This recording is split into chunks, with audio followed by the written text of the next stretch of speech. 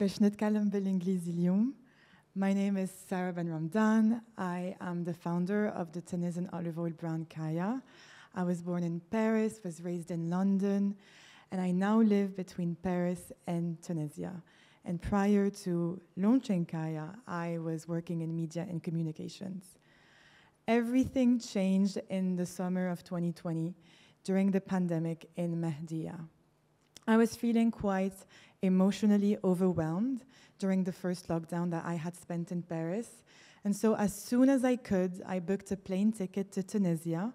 And what was meant to be a 3-week holiday ended up being a 3-month reconnection with the place I now choose to call home. I have always spent my summers in Tunisia, Mehdia specifically. I have always been passionate about my roots, my identity, and my family's history. But that particular moment made me find a more profound and thoughtful appreciation for the land that informs both my creativity and my activism. And so I was able to reweave myself into the cosmological story of who I am and why I'm here. And so I realized if I was maybe feeling unhappy at some point, it was probably because I was holding a grief of disconnection. And so being in Mehdia, in my ancestors' town of origin, and restoring that connection was the ultimate healing journey. So at a time of chaos and uncertainty, I found my way home and a way to myself in Mehdia. So I asked myself, how can I build a life after COVID with the purest and most authentic intention? I was yearning to belong to something bigger than me, but also closer to me. And I found the answer in the olive tree, this ancient symbol of Mediterranean heritage, one of the most nourishing trees in the world, and a cultural symbol of resilience. In Tunisia, the olive tree is everywhere. It's been here forever, but it is quite overlooked. So I decided to revive my family's olive oil legacy from our centennial 5th generation family estate in Mehdia. And doing that has brought a whole new dimension of purpose and fulfillment to my life. And so as I took this decision, quit my job and started working on launching Kaya, I realized that North African cuisine was getting trendy in places like Paris and other European cities. Things like shakshuka, harissa, or even the brique pastry were hitting the menus of very cool restaurants in Paris. But every time I went to these places and tried the food, it was never like the real deal for me. And so I found out that the restaurants were not sourcing these North African ingredients from North Africa. And so speaking with the chefs, I realized that when it came to France, Italy, Spain, or Greece, notions of terroir, of traceability, of origins were considered important. Chefs would get olives from Kalamata. They would get pepper from Espelette. They would get burrata from Puglia. But again, when it came to ingredients from the global south, that same philosophy and mentality of provenance was not really applied. So to me, if chefs in Paris, London, New York, LA, Berlin were going to leverage the cultural cachet of Tunisian cuisine, but without sourcing the ingredients from Tunisia, then obviously the farm workers and the producers in Tunisia were not going to benefit from this trend.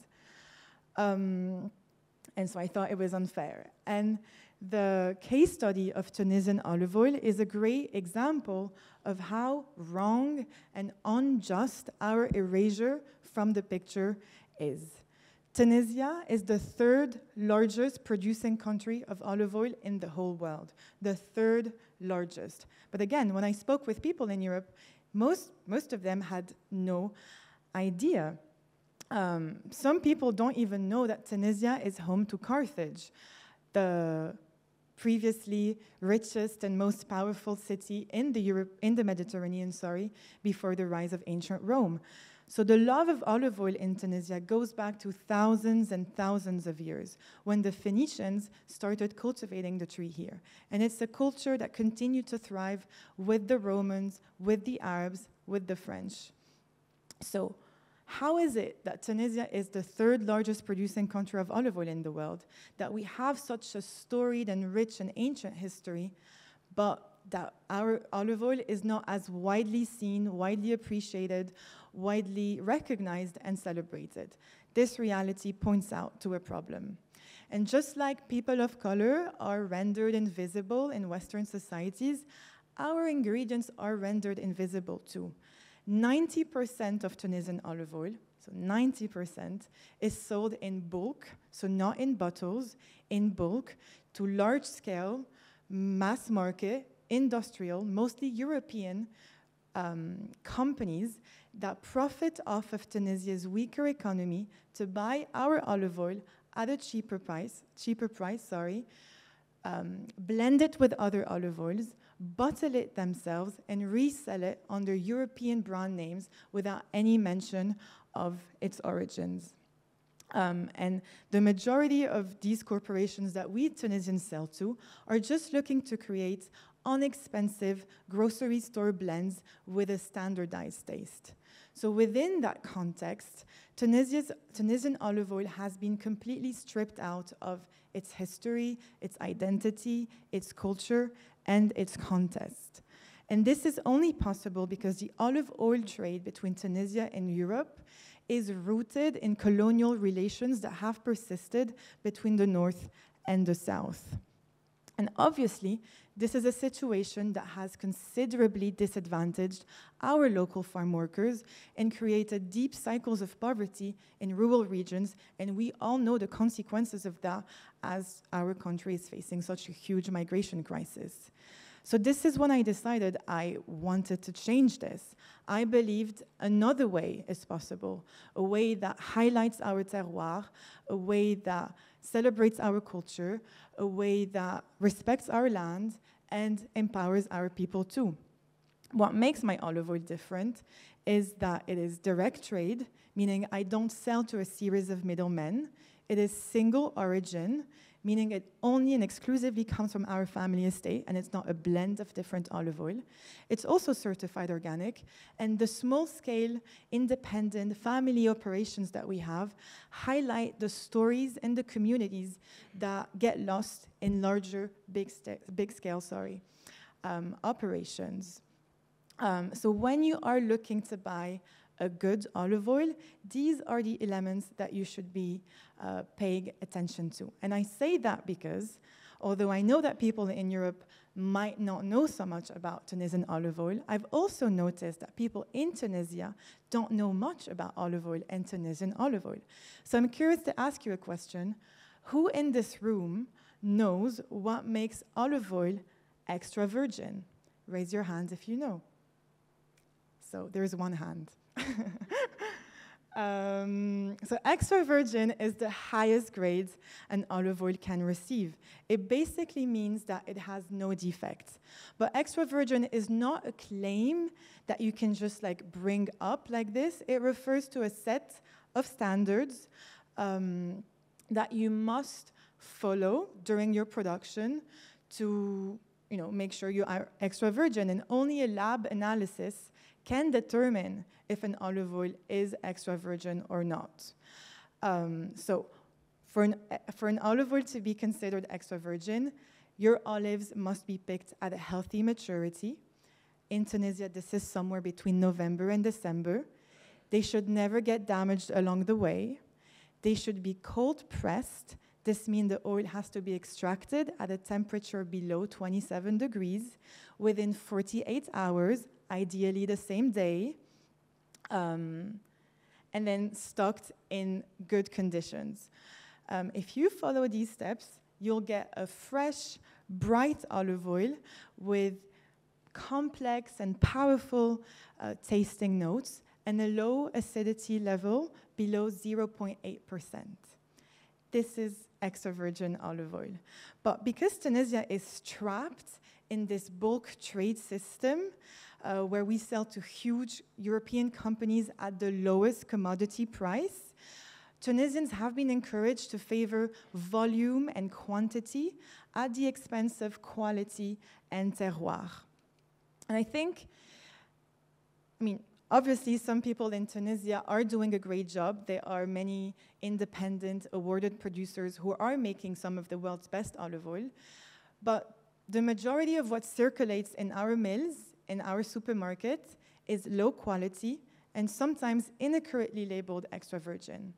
And I think the reckoning of that is necessary because it is about saying no to the appropriation of our land.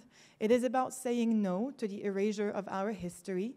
And it is about saying no to the perpetuation of a centuries-long tradition of exploiting people in the global south for labor. And I think it's time to say that this is not good enough.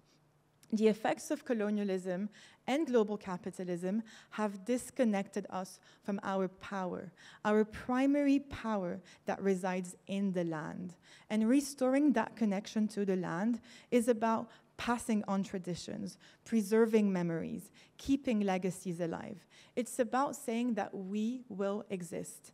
I know some people sometimes find it confusing or amusing that I went from a somewhat glamorous career in media to producing olive oil in Mahdia.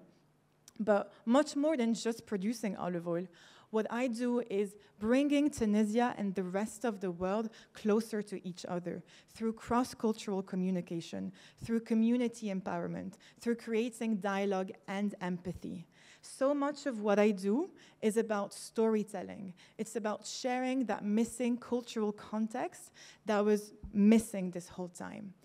And so I think it's time that we all collectively resist that paradigm that restricts us and restricts our potential and together uplift Tunisia. I think we need more players in this game, more people sharing our story, more people defending that mission, more people keeping our traditions alive, more people representing our culture. And I hope that the recognition I get through my brand inspires some of you to realize that it is possible to find success, joy, and happiness in the space and narrative that is ours instead of always looking to the outside world for inspiration. It is possible to create excellence from our land and for our people. So join the movement.